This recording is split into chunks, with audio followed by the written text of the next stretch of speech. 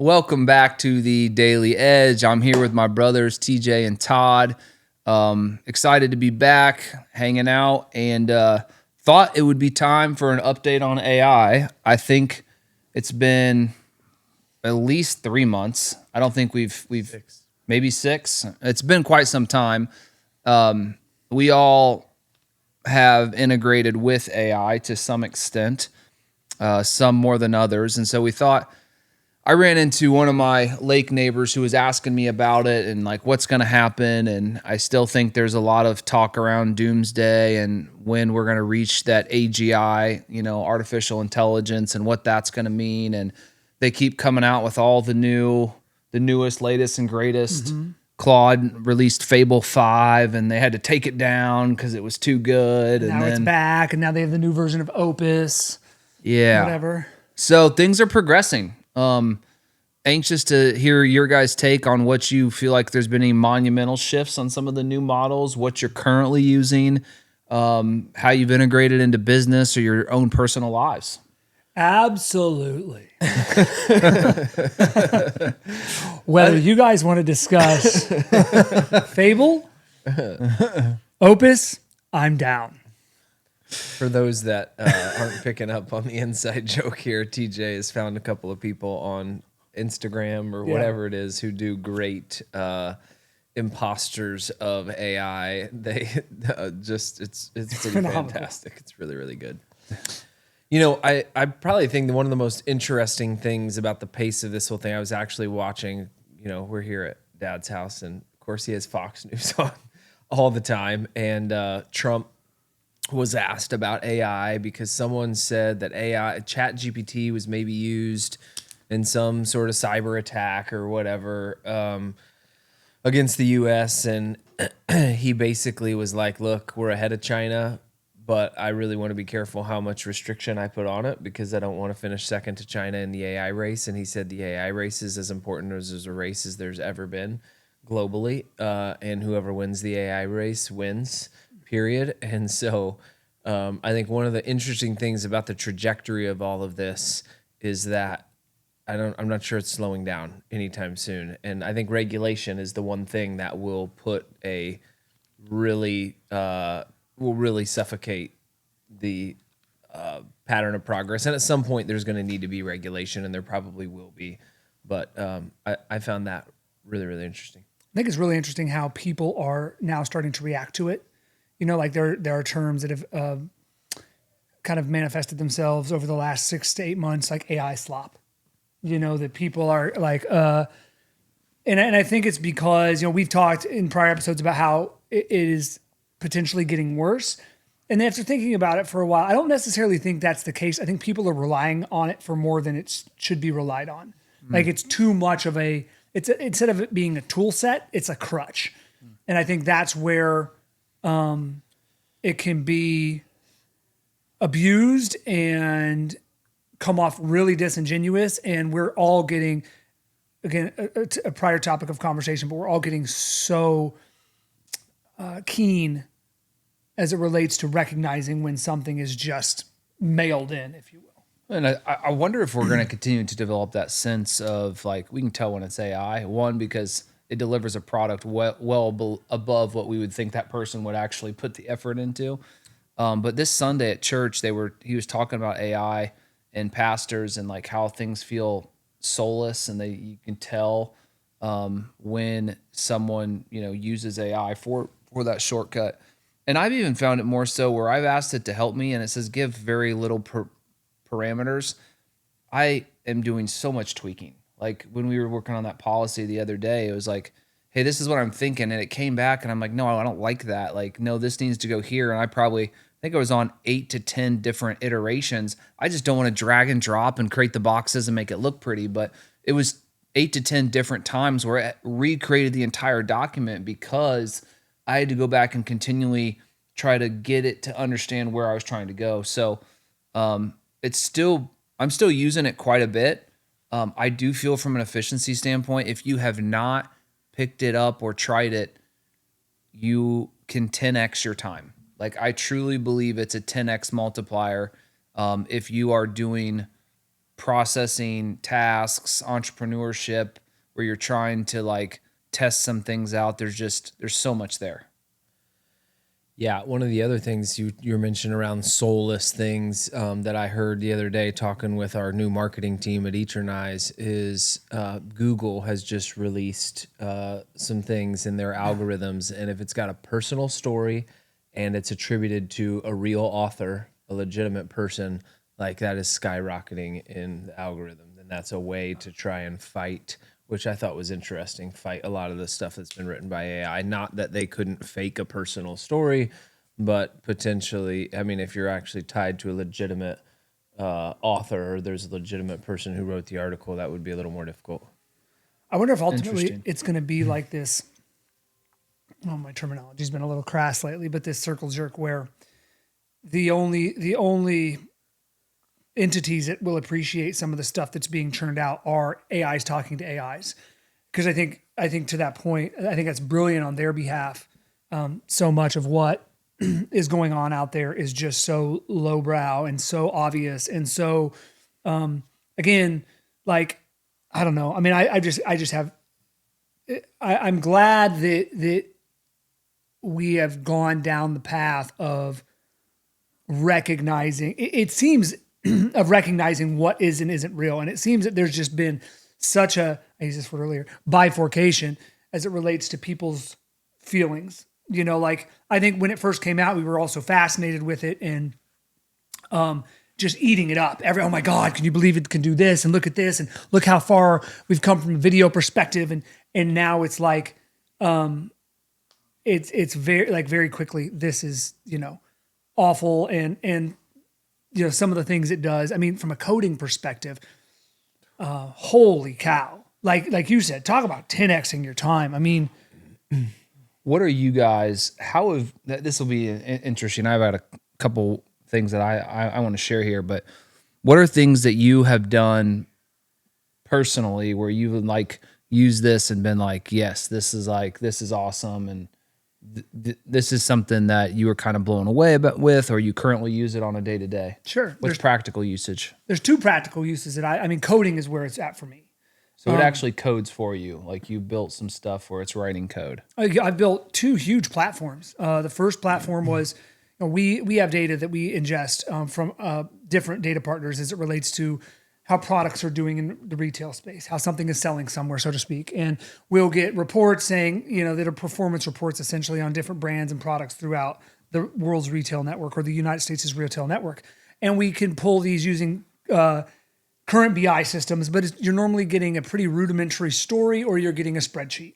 And if you're a spreadsheet wizard, you can get in and do some things, create some tables and use different VLOOKUPs and components inside of Excel. But what I did was I kept getting the same requests from certain individuals inside of our organization. And so I built this platform. It's probably at this point 30 or 40 pages deep that allows people to log in because it is private data. So they can log in internal to our company and they can go to different pages. And these pages are based on the views that they typically ask for. So if you want to go in and you want to be able to carve up the retail landscape by certain sectors. So you want to see what price bands are working for a particular type of product or what configurations or features and benefits. You can do that. You can stack rank things. You can look at trends and what is trending in the mobile power space. You can compare yourself against other brands. You can look at one retailer versus another. You can have AI on the LLM side because the coding side of Claude can engage with the LLM and give product recommendations. Hey, based on what's doing well in the market and based on what we know about your brand, we think these products will work really well for you. And so our product team can get in and click a button and get product recommendations as a starting point. And this is something that would have probably taken somebody 3 or 4 months to code. And I coded it in like 60 hours over a couple of weeks and constantly tweaking it. No coding real experience. I mean, no, and it's crazy. Somebody's like, "Oh, I'd love to see this report." Well, hey, let me just build out a dynamic page for you based on what your customer needs that you can go in and manipulate. And it's going to, yes, it's not 30 minutes pulling a spreadsheet. It may be 3 hours of going back and forth and hundreds and thousands of tokens.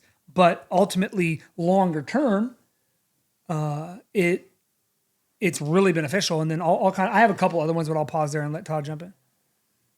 I don't know where to start. I've certainly spent a lot of time there. I would say probably the funnest project I recently did was a scheduling tool. So for probably a couple of years now, Jenna and I have we put together a schedule every week because the kids' sports schedules and who's going to and from school, and even the summer it's more chaotic. It's like it is crazy. Who's taking them? Who's picking them up? Who's taking them where? Getting and picking them up? Like it is just absolutely crazy. So every week she would build a schedule of you're taking this person here, I'm taking this person here, and then if we found gaps, like we both couldn't do it. And it was just a nightmare. And it took her probably 2.5 to 3 hours. She probably got a little more efficient at it, but each week, I'm fine tuning and tweaking, and then schedule would change throughout the week. So I was able to get on Claude Cowork. So for those that don't know what Claude Cowork is, it is basically, it's a version of AI that you can schedule to repeat a certain task or to like you can run it at a certain time of day. And so what I did is I connected it. Oh, you can also connect it to local files and or Cloud services. And so I connected it to our Google Calendar, my Google Calendar and her Google Calendar, which are separate. I connected it to my Outlook calendar at work. And I gave it, and this took me, granted, it took me probably 4 to 6 hours to iterate through this because I had to give it a lot of instructions just about what our cadence is, who's going where things are at. So we've got several pages of instructions. Now, granted, it basically wrote the instructions for me. I just said, hey, this is what I'm trying to do. It writes the instructions. I put it in there. Long story short, it generates on Friday morning every week, it generates the schedule for the following week by looking at all of our calendars and seeing who needs to go where and then who's available and not based on the data I gave it. And then it basically puts together the calendar, calls out the big gaps. If we have driver gaps at the top, it says, hey, nobody's available to pick up Oliver because Todd's out of town and Jenna is picking up Noah at the exact same time. And that's when we will go in and we'll have Mark or Susan or whoever help out. Or we've got some other help in the summer. So then every night it runs at 9 p.m. and it runs for the next day to catch any updates. So we close those, we have, as mentioned, the big flags, we resolve those issues. And then that night it runs and says, okay, next day, and sends me an email, Jen an email, says, hey, here's what you're doing tomorrow. You're picking up this person here, here, and here. And then that's kind of it. So that was...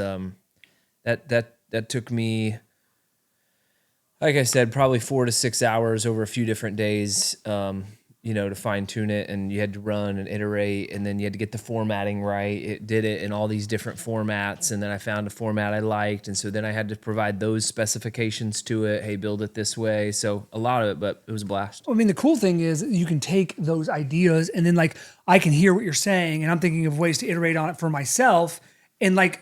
You have the confidence you can bring it to life. Like for me, it would be that, and then I add a component where I could text, because I've seen people do some of that. It's more agentic stuff, right? But where I could have a component where you could text in updates, or it's watching an inbox to see if a Hoosier FC email comes in and say, oh, practice is canceled or practice is this, and all these other little things. But like knowing you can bring that to life and having the confidence, and you can. That's incredible what you just told, because now I'm thinking about, not only does it need to look at the calendar, but if you could tie in play metrics, remind, league. I mean, I got all a those whole apps. folder of 5 apps that it's like, if it could tie into those and then Sports man, engine. that would be, because scheduling is difficult with kids. So that's just a great example of like a fascinating way that you could solve something that you couldn't have solved a long time ago without a lot of help or an assistant working for you for 5 to 10 hours a week. It's crazy. Great for those repetitive things where it's a predictable number of things you need to look at, and then if then, right? Sure. Remember that back in the day, there was that website or platform. IFTTT. Yeah. Interesting. Well, a couple of things I've done, and some of my friends have done, take a picture of anything and like redo my backyard. Yeah. Redo. I got this building we're working on, and like show me like a like next to CIFC that create a homey space for, and then it will like build out these unbelievable like backyards or additions to your house. And then you can say, okay, what materials would I need, and give you a material list. Not that I would ever take that project on, but it's pretty fascinating how you can get ideas visually, especially when you're looking at any type of interior design. I know you used to have to be really good at AutoCAD and things like that, and now those things are becoming where if you're an interior designer and you didn't have someone on staff that could build these intricate AutoCADs for people to see, now that stuff is actually feasible. Do you guys, well, one of the things that I hear a lot about is tokens. The cost of tokens, companies spending hundred thousands. I think there's been a few times where some companies are spending hundreds of millions of dollars on tokens. Well, I've heard some companies go back and say it's cheaper to have people working than pay for the tokens. Have you guys heard that? And what are your thoughts around, like, we haven't run into now when I was on the $100 plan a month, I think I burned through tokens a couple times, but I haven't on my current plan. Have we, like, what are we using as a company from a token standpoint? Well, there's a few different platforms we're on. But the two that are more token specific, one is our own kind of internal system that pays the API rate for tokens, and that's much cheaper. And I remember as an organization, we're burning through about 30 to 60 million tokens a month, and it's like a few, like $100 to a few $100. Like, it's like crazy. Nothing. Okay. Now on Claude, you can burn through tokens a little faster, especially if you're using Opus or, of course, Fable now. Unless you're on the Max or Premium plan, you're burning through tokens every time you use Fable 5. You can, but nothing that we're doing even begins to rival the amount of tokens that it would need to, like, replace people. That seems outrageous. I mean, I'm not even in the same order. I was talking to Matt Dodick. Salesforce has unlimited AI usage for every one of their employees, which has got to be like, I mean, I think some of the largest companies, maybe I was a little exaggeratory, but like are spending almost $1 million a month in tokens. I know that for me, I'm on Claude Max, so it's a $200 plan. That's what I'm on. And I haven't come close. I tried to I did. I got bored the other night and rewrote Tecmo Super Bowl with some new features and teams and a new. Is it playable? Yeah. What? Yeah. New Which difficulty version, 3? mechanic. Huh? No, regular Nintendo. I took it and updated. I mean, and you can do a lot of it. You've been able to do for years because people had built tools where you could at least change the player names and stuff. But I went through and changed all of that, all the fields, and then I created a new difficulty mechanic that was based on the averages in the real world NFL. So like, it probably took like, I used 700,000 tokens in one window, in one context window. It was pretty cool, but it probably ran through 10 hours of simulations to get the numbers right for like standard NFL difficulty. So it wasn't like old school Tecmo where you could just break a 100-yarder every time. I haven't played much of it because it's on my little, I've got it on my little tiny handheld. My eyes are so bad I can't see it super well, but it's 100% playable. So it's a computer game. I mean, it's a Nintendo game. Just run it on an emulator. That's phenomenal. I mean, it's capable of that sort of stuff. That's what's brilliant, especially as you get into the more complex models. I wrote an entire web app for something that we used to have. A few of us guys spiritually used to track certain things, the spiritual activity, and it was a massive spreadsheet. And I built a fully functional app that is remarkable, the amount of detail that you can build into it. And it takes a little bit, there's a little bit of more learning there, but there's actually some companies that have come out like Replit, where it does all of the back end stuff for you. It does the database creation. It does the Phil uses Replit, I think. Code merging, and it's a little more expensive, but it's. I use Render and GitHub, but I did the same thing. I built an app. So you guys have fully deployed, because I built the web app, but I never like bought the database or got the URL. You guys have fully deployed stuff. Yeah, I mean, I've done Look two. at this. One of them is the app that I built for kids for running. It's for Kay's group. This is a 7-hour society app where we as a group try and get 7 hours a week of spiritual activity. Menu at the bottom. You can log the different things. Keeps track of everybody in the group. There's streaks, there's badges, there's summary, notifications. This is a web app or an app? Progressive web app. It's a published app. I didn't take the time to put it on the app store. But that's very similar. Because it's so hard to put on that. Very similar. Like the functions you were incredible. talking about is exactly the same for the running app. Same stuff. And you just say like, hey, I wanted to do this. And like, boom, okay, cool. I've updated the code. Go ahead. It's just It's wild. mind-boggling.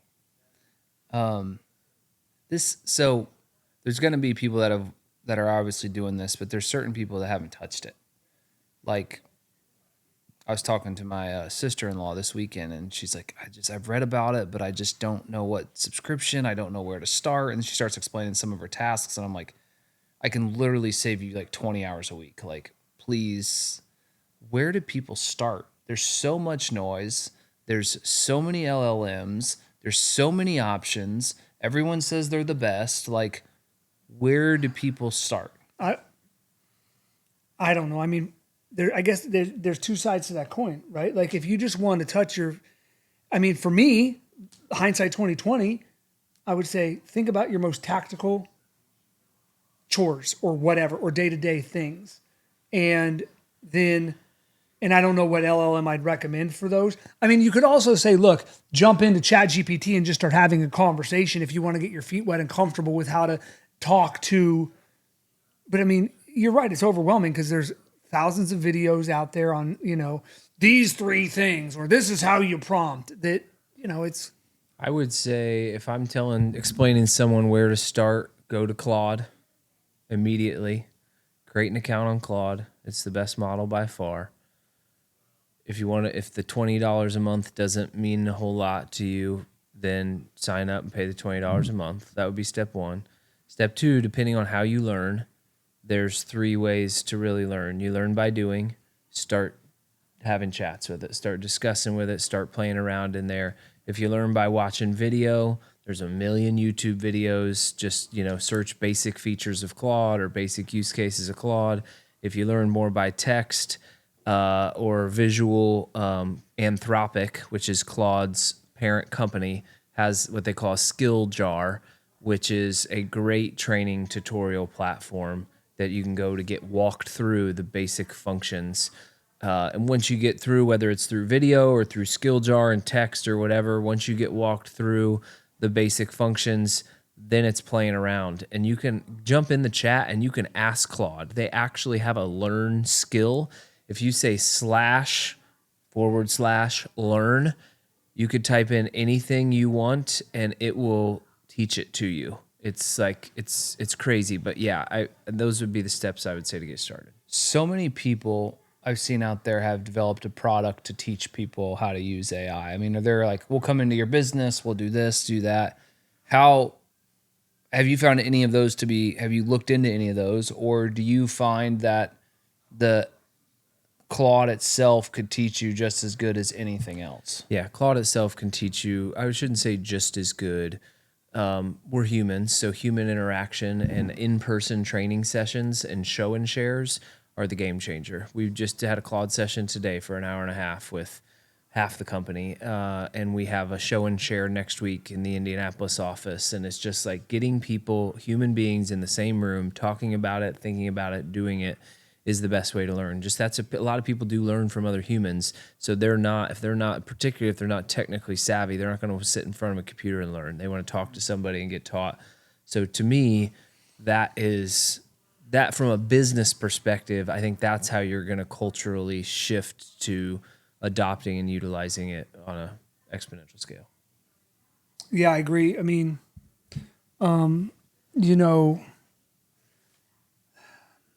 I kind of lost my train of thought, but yeah, never mind. Go ahead. Well, I feel like there's been probably a dozen times in the last 6 months where I've sat down with someone and they've just been like I just showed them Jesus walked on water, like that type of stuff. And I feel like I run into people all the time, like, yeah, I haven't really dove into it yet. And I'm like, what are you doing? See, I see Like- the exact opposite. well, Meaning, tell I me see more. people that are so heavily bought in that they think it is Jesus walking on them. I mean, I'm serious. Like, I'm gonna try to do this as without naming names, but like, you know, they've got an agency or somebody managing their social media for them, and overnight it's like I fired them and I signed up for this AI growth. It feels to me like when bots were really prevalent in social media and all those Instagram accounts had these huge botted followings. And even today, I was working with a guy recently who is, so it's crazy being kind of pseudo involved in the influencer space through kind of what I do. And I was talking to this guy about clip farming. And I think I maybe talked to both of you about this, but I was talking to this guy about clip farming, and he was telling me now that they have to run algorithms to find and weed out AI clips that, you know, like the way it works essentially, just for everybody's context, is streaming is a huge thing now. Everybody's streaming. There's streamers making millions and millions of dollars. Kids and adults alike are consuming all of this content. And the way clippers make money is they find a stream, they find these impactful moments, they clip them up, and then they make YouTube channels and or other things of this famous streamer for a minute or 90 seconds. They put it on shorts or whatever, and then they get paid off of those views. And what's happening now is they're getting lazy and they're sending out, you know, different AI bots or whatever to try to find the content in it. And we've experienced this, I think, a little bit firsthand. Like, it's kind of low level. It's not necessarily like carved up right. And so the people that are paying for the clippers to go do this on behalf of, you know, another company, are having to like guard against people trying to game the system by using it. And I think that, you know, I'm just seeing people that think that like it can solve every problem. It can write, implement and execute any plan at any level strategically throughout an entire organization. And I don't think it's anywhere near that yet. You know what's interesting is all my kids hate it. Like, don't talk to me about AI. Like, they're like anti-AI. So like, I don't know if that's synonymous among teenagers, but they're like, I don't want to hear one more word about AI. Like, it's just stop talking now. I don't know. I think Roman's starting to use it a little bit more with work, but I've just been surprised that they've been so anti. They don't want to hear me say one more word about it. My oldest Noah's been annoyed with it. He's like, "Oh, here we go again." You think it's because we're into it and it's I just think it's something probably that, because Probably. they feel smothered by it. yeah. Kennedy uses it for I don't know what. He has started to use it at times. I mean, Probably created her own accounts. Or Yep. she created her own social media platform. Yesterday I got a call. Dad, can you greenlight me $44? I just set up a DoorDash account and paid with it with my card. Can you send me $44? She bought lunch for Kay and she's 10. For Kay and Miles. I'm like, yeah, okay. She has her own Amazon account. It doesn't matter. We'll shut them, but like we just have to I have found out discussions. Eden created her own Gmail account unbeknownst to me the other day. Yeah, about that. So, yeah, I think it's interesting how it's looked. And I'm wondering, we're all now in the same decade, how different generations are looking at it. And you think about the business opportunity for someone that can navigate that. Is it much different than, you know, back when audio video was complex? You know, you had Dave's classic. And I mean, to have someone come in and wire up your TV and Sure. set up your stereo, like you needed a professional, right? Until everything was like blue goes in blue and green goes in green. Do you think there's still always going to be a percentage of the population that just can't adopt? You know, even as simple as like programming the television, this darn television remote, like, you know, and then you get a Roku or a Hulu and it's all set and it automatically 100%. finds the TV. I'm just wondering how much opportunity there's going to be there to just teach people how to save time. 100%, but it's going to be whether or not they're willing to adopt it. I mean, for Christ's sake, YouTube has so many niche things that our dad would love, but he watches Fox News and Hallmark Channel and refuses to turn on and watch Bryson DeChambeau stuff or the Internet Invitational. Dad would love that shit, but he won't do it. And so I think it's all going to be the willingness. And I have seen people that are older adopt some of the new media because that's kind of the frontier for them over the last couple of years. So I think you're right. I think what's unique right now, you mentioned something earlier about all these companies coming in and trying to tell you that they can teach you better.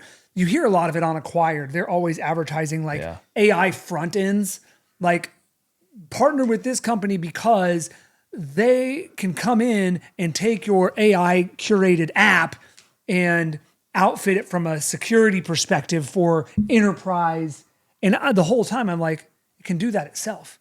But I think people are trying to figure out how can I make money? How can I plug in or be a value add to this already extremely powerful piece? And we're going to see a lot of that happening where people are trying to fit the round peg into the square hole or vice versa. We were with a partner, one of IMG's partners, and like one of the things you got to be cautious of is like, I don't think I would let AI build an app and put it into production and have it be a critical component of IMG at this point. I don't know how you feel about that, but it's like our agency management system, we pay an ungodly amount of money for, but hypothetically, AI could build something but that's our mission critical, can't go down, lifeblood of the company. And when something goes wrong, you want someone else besides Claude to call to be able, like there's still some doubt for me at an enterprise level running a company on it.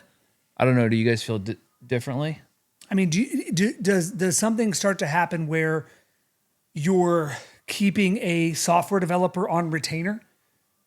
Right? Because like, let's say you deploy whatever it is, but you're able to sever, right? So it's deployed, it's live, but the code base isn't constantly being monitored and controlled by the AI platform itself, that you can sever that relationship and then have a developer who is fluent in that code, if something happens, there to fix it.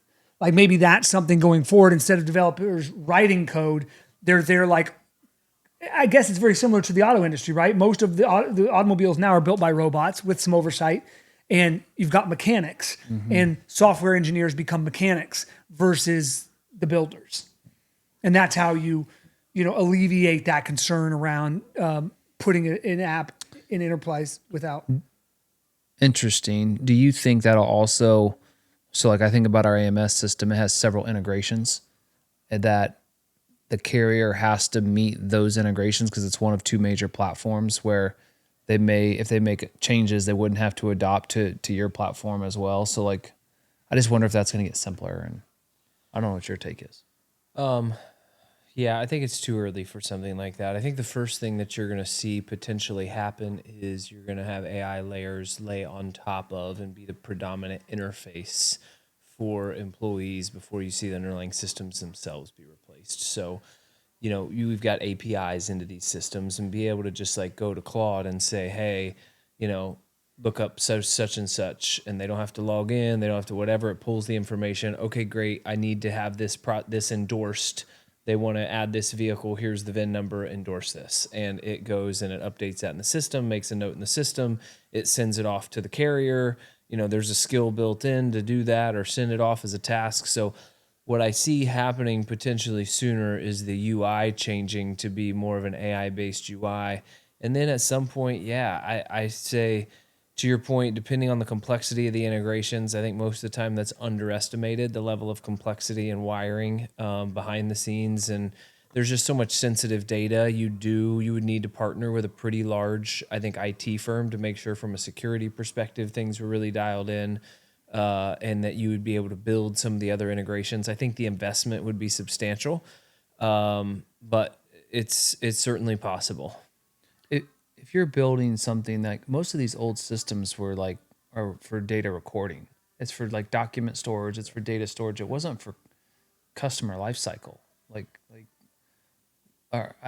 Client client experience is everything now. So like you want something built for client experience. You don't care how the data is stored. And I mean, it's obviously got to reconcile to accounting, but fundamentally how we're approaching business is way different. We got all these systems that just, you put the PO number here, you put the name here, you put the thing, and you're going through all these boxes and hitting save, and it's just archaic. Who's data tracking? I think, unfortunately, I had this conversation when I was in Seattle with Corey's stepdad, who's working on something called Agentic City. Corey has his own perspective on it, but I'll get into it in a minute. He was talking about how a lot of the current AI development is, being spearheaded by past engineers and like software engineers, and they think in a very methodical way. Like there's a process to how you build things, and and it's kind of to your point about how it's very archaic, and it's kind of crazy. There's two different companies that I've been investigating, working with on the data side. One I mentioned earlier, and there's a new one that I'm looking at right now who's a little bit more forward thinking.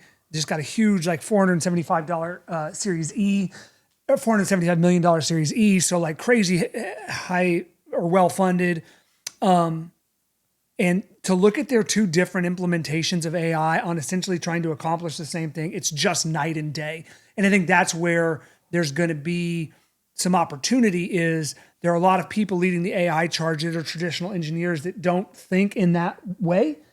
And the people that can make that translation are the ones that are going to succeed in this space. And the people that get very specific.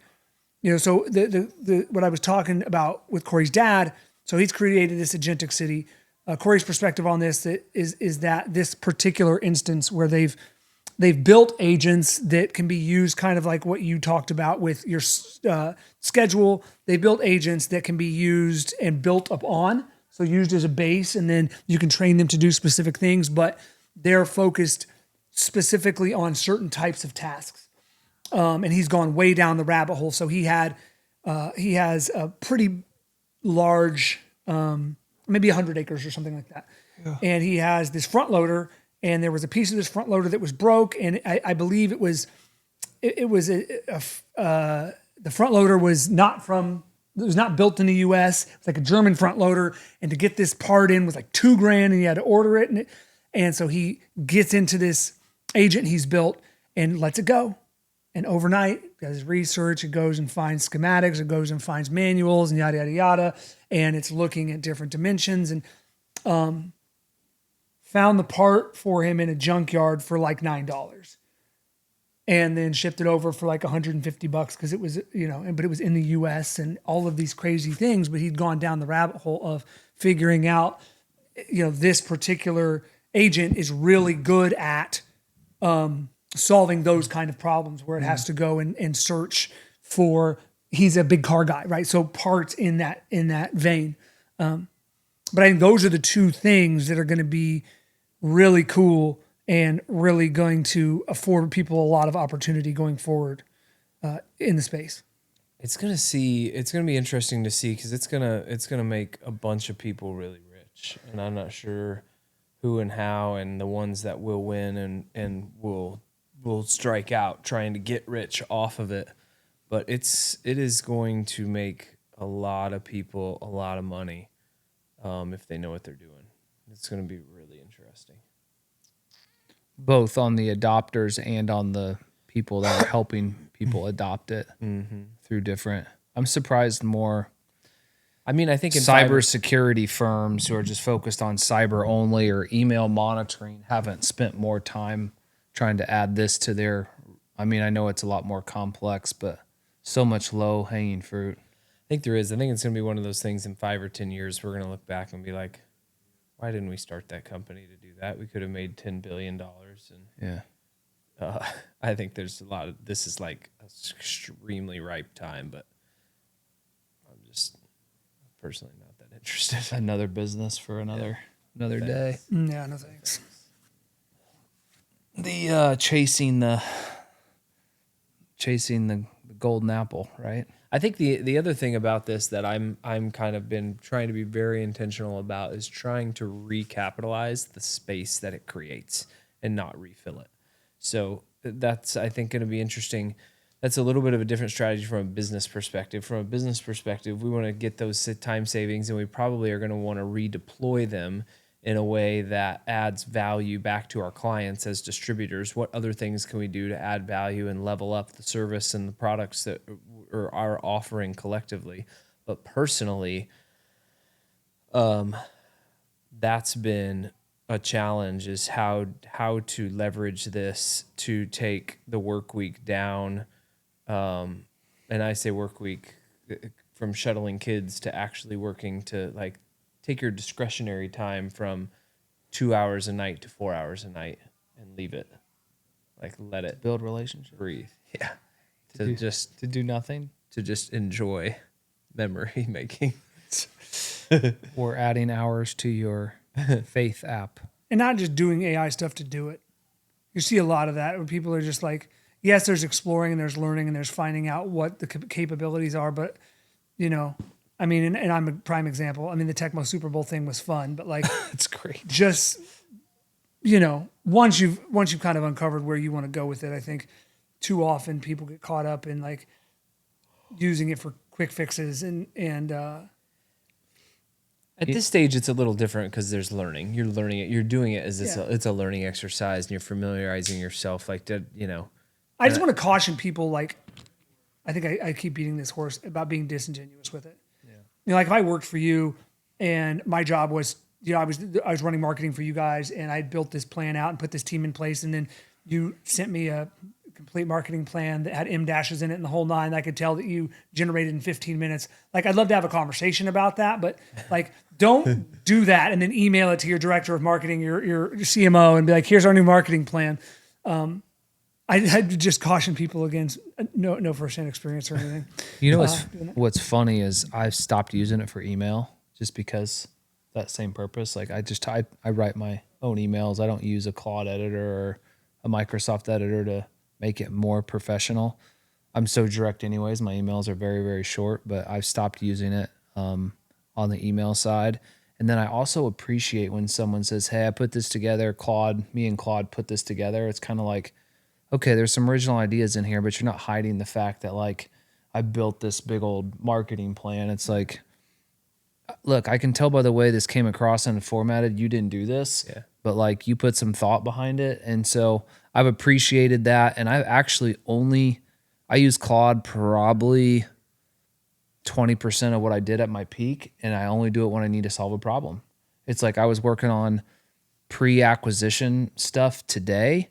That wasn't what Adam did, but like a list of like all the financials I want to gather and things like that. And like, boom, it sent me 41 items. And I'm like, make this 15. And then I took that and I'm like, this is stupid. These all can be combined. He's like, all right, we're at 8, you know? And it's just like, now it has 8, it has 3 tabs. It's it's really good, but it took an hour of me getting there. And I didn't have to build the Excel sheet and change the header to blue and all the other stuff, but I had to get that done because I'm right in the middle of it right now. And I had to request some data. And so it saved me 4 hours or maybe 8, you know, of trying to build that. It's incredible. But you made a great point. Like, you did this when it first came out and it drove me nuts. And I think I mentioned it on a prior podcast. Just somebody says something and then you hit Gemini or whatever AI you're using, you paste 700 bullet points into an email and hit send. I did that one time for you on the last thing? time. It was an email you had asked for feedback on. No, it was an email you had asked for feedback on for MTC. I don't know if it was Fulmo or something, and I threw it into Claude and I read like the first sentence and it was like, okay, this makes sense. And then just pasted the email. Both TJ and Dakota were like, yeah, that made no sense. But I tried it. Like, I'm the same way, you know, it's always overly verbose. Like every time you ask it for something, it's like, I don't need 19 paragraphs because, you know, and that's where I think business experience comes into play. Nobody's reading 19 paragraphs. Mm-hmm. Nobody. So like, but Claude doesn't get that, or whatever AI doesn't get that. They think that it for whatever reason, thinks that somebody wants this like novel. But it's also really good at taking that 19 paragraphs and put it into 6 bullets. But you have to tell it. But you have to tell it. Or you have some with instructions that you've kind of pre-prepped. But yeah. I mean, it's It's an interesting thing, and we're going to continue to learn. It's got to be tweaked. Don't try to pan it off as you're doing a bunch of work. And Right. I mean, that's the one thing that we all look. I know you can do 40 hours worth of work in 10 hours or 4 hours now. That's great, but like, don't send me this 1,000 thing checklist. To your point, where are we spending our time? What are we working on? And I still think it's a phenomenal tool. Sure. It is one of the best out there. It's crazy. I think we are finally seeing it start to plateau a little bit in terms of the actual capability, because I remember when it started, it was like, oh my gosh, you can do this. And it was like, I mean, you were just chatting with it. And then you ask this and you're like, oh my gosh. And then like, it felt like there was 6 months of that, like, oh my goodness. Like, and then Claude Cowork came out. What was the one Claude before Claude Cowork? It's Claw. it's with OpenClaw. OpenClaw. Yeah. Which is still out there, obviously. But that one got scary. Yeah, Because it that did. could It like was just you doing- could give it permission to log into your bank account. Yeah. It's absolutely wild. Do you think Fable was a huge jump from Opus? Do you feel like I they feel went from 2K to 4K, now we're at 8K, and they're like anything above 8K doesn't really matter because you can't see it anyways. Like, are we there yet? I think Fable's much more concise. I feel like it does things more quickly than Opus. Yeah, for sure. And I think from a development perspective, when you're talking about coding and that sort of thing, when you're getting into complex applications for certain use cases, yes. I do finally think the capability is plateauing, and but I think the amount of application that's still to be done, the vast majority of America right now is not scratching the surface. How do we feel about and I've done this, so I'm not calling anybody out. How do we feel about having existential conversations with AI? What do you mean by existential? Like talking about human. Oh yeah, I Like did that having, the other like- day. It was great. It was about a month ago, and I about human what?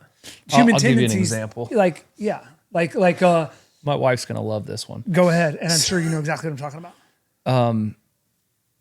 I was like, I wanted to build this addition on my house. Like, I wanted to create this barn and this basketball goal, and I had it. Like, I wanted to build this, and me and Angel couldn't align, and she was like, "Why don't we replace the floors first? Like, we need new floors at the house. Like, we have This is the one in dogs." Marion. One in Marion House. Sorry. And I'm like, replacing the floors doesn't add any value or change anything. We need this place we can shoot indoor basketball. And I'm like, so I decided to take it to Claude, and I'm going through, and I'm like, well, here's the debate, and this is why I think I'm right. And for the first time ever, like, Claude disagreed with me and was like, your wife's got a good point. Maybe you should take care of your basic needs. And like, if you can't keep your current house functioning at a certain level, maybe you shouldn't add something additional. And like, I went back and forth to the point, it was funny because I was telling Lauren about it. I was like, I even told Claude if it didn't stop it, I was going back to chat. Like, I mean, I got into, it turned into my therapist for 45 minutes, and I was going back and forth with it. And by the end of it, I was just shaking my head like, you're right. Like, my wife is right in this scenario, and I let it go. And I was dead set on, to the point where I had the HELOC already signed, like ready to go. And I'm like, we're going to do this. And then I didn't. So I think yes, that's what I'm trying to, like, I had somebody the other day tell me that if they have to have a tough conversation with a team member, they'll like have a conversation with Claude about having that conversation. And you're like, no way. No. Too slippery of a slope. I just don't trust it for that type of in-depth contextual framing. It was good, dude. I'm telling you right now. Like, the logic behind it, it wasn't one of those giving you everything you want type of answers. I think, I'll share it with you. I'm not saying it's not capable for that. Like, hey, what decision should we go with here? Like, that sort of thing, sure. When you're talking about like tough discussions, like relational type things, like a tough discussion with a teammate, absolutely not. Because you were trying to ask it like how you should negotiate with Angel. Yeah, I wanted it to agree with me. Right. Like, I was like, tell me that, I reinforce thought you were that her asking logic. who's right. Well, reinforce Or the which- logic which- of like, where should we go? No, but it was like, it was an emotional conversation. Not like I was getting emotional, but like, hey, this is, like, isn't she crazy? Like, why would like this is about making memories, and like, why would we not do this? Replacing the floors adds no value. It doesn't raise anything. All it does is replace the floors. It's aesthetic, but think of all the memories we could create in this, and the kids having friends over. And it disagreed with me. And it was like, I'll like send you the thread. It was a while ago, but it went through this, and it was like feelings. And I mean, it was good. I will. I was mad. Yeah. I don't know where the boundaries of existential go, but it's always a good sound. It's a good sounding board at times. And today it was interesting. So Noah is kind of hit a plateau in golf. So he's for his age shooting pretty well, but he's like struggling to take it to the next level and be at that next tier. Which is just golf in a nutshell. Yes, and it gets harder and harder. And so one of the things that he struggles with, that everyone who is a good golfer or has coached good golfers or has played any sort of competitive golf knows, you need a pre-shot routine. Like, that's just part of it. You got to be able to have a pre-shot routine to focus your mind on and quiet your mind when all these thoughts are coming in. Oh, you don't hit it left, don't hit it right. You got to par this, you got to make birdie, and then no more than +1 over the next, you get all this noise under pressure, especially. And he just like in one ear and out the other. His coach told him, I told him, we were reading a few different books, golf psychology, like the best golf psychology books, like the Mount Rushmore of those. And still he's just like so adamant, stubborn that like routine's not. And he had a conversation with ChatGPT today or Claude actually. And it was the first time that he was able to say, well, this doesn't make any sense. Why not? And it basically was able to talk him through why a routine is critically important in golf and gave him enough confidence to go out and work on his routine for the first time ever. So some of it is just a confidence building thing, a reinforcing of ideas to the point where you actually will take action on them. I think it can be a confidence booster to drive action, but you got to be careful with it. It's going to be interesting. I think using it for that, I mean, you're not going out and making I don't think it's one thing that I think AI is pretty good about is it's not telling you exactly what to do. It always ends everything with the next thing or like asking questions. It's not like, oh, you should build the barn like 100%. Would you like me to create a plan for your barn? Yeah. Would you send me a picture of your backyard? But like I think just like everything, it gives you a good point of reference, which we're always trying to find. It tries to, like in this instance, I wanted to really find out why I was right, but it really kind of gave me an insight to her point better to where I could understand it more because it wasn't being articulated that way. And it brought logic into the conversation to where I'm like, okay, that's pretty logical. I'm wrong here, And so I don't say that often, right? I don't ever want to say that honestly, but like, you want someone to always tell you the other side so you can see the whole picture so you can have a better educated. Because at the end of the day, you still need to make the call. And I think that's what you're saying is like, this tells you to ask it if you should fire somebody and it says fire him, go fire him. I don't think that's it. Yeah, and I think it can, there are always times where we're not thinking as clearly in a stressful situation or we're just pissed or whatever. And it can be good in those times. But I still don't think it matches human intellect in any sort of yet, but it does articulate better. And that's where it wins because human communication, most people can't communicate their feelings and emotions very well, and it does a very good job of doing that. You know what I would say? My other piece of advice, if you ever have a debate like that, because I've been in conversations where my AI told me one thing and someone else has told them another because of the context and the memories. Actually, this was probably 3 months ago.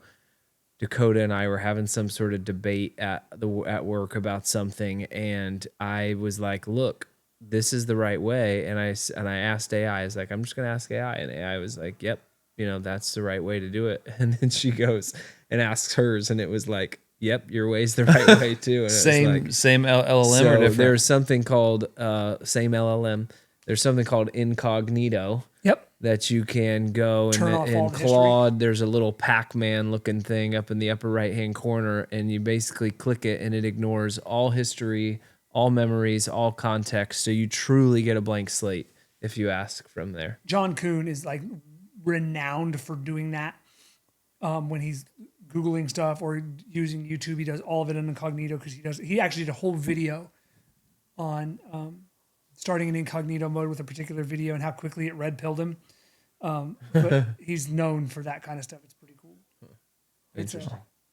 Yeah, if you ever want comedy for AI, awe.gpt and husk.irl are hilarious. And one of them is just a guy, like you said, mimicking AI, and another one shows you instances of AI failing miserably and how bad it can be at certain things. But it is really good at others. It's a wonderful time to be alive. You guys got any other nuggets you want to give in the AI update? I'm good. Okay. Great.